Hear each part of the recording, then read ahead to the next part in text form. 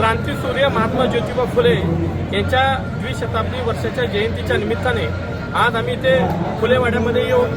क्रांतीसूर्य महात्मा ज्योतिबा फुलेंना अभिवादन केलं आणि निश्चित ज्या राष्ट्रीय समाज पक्षाची स्थापना महात्मा ज्योतिबा फुलेंच्या विचारावरती झालेली आहे, निश्चित या ठिकाणी आल्यानंतर वर्षभर एक प्रेरणा, लढायला बळ, एक ऊर्जा मिळते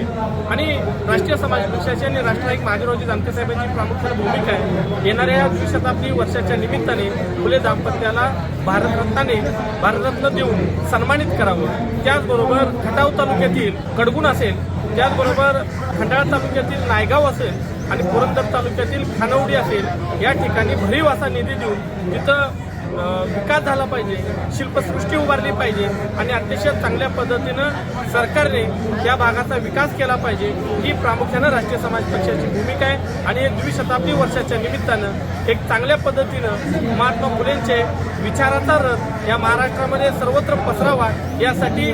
भरीव असा निधी देऊन महाराष्ट्रामध्ये प्रत्येक ठिकाणी त्यांच्या विचाराचे ज्या पद्धतीनं आपल्याला विकासाचे शिल्प उभा करता येईल ते विकासाचे शिल्प उभा करण्याचा सरकारने प्रयत्न करावा, अशी राष्ट्रीय समाज पक्षाची आमची प्रामुख्यानं मागणी आहे.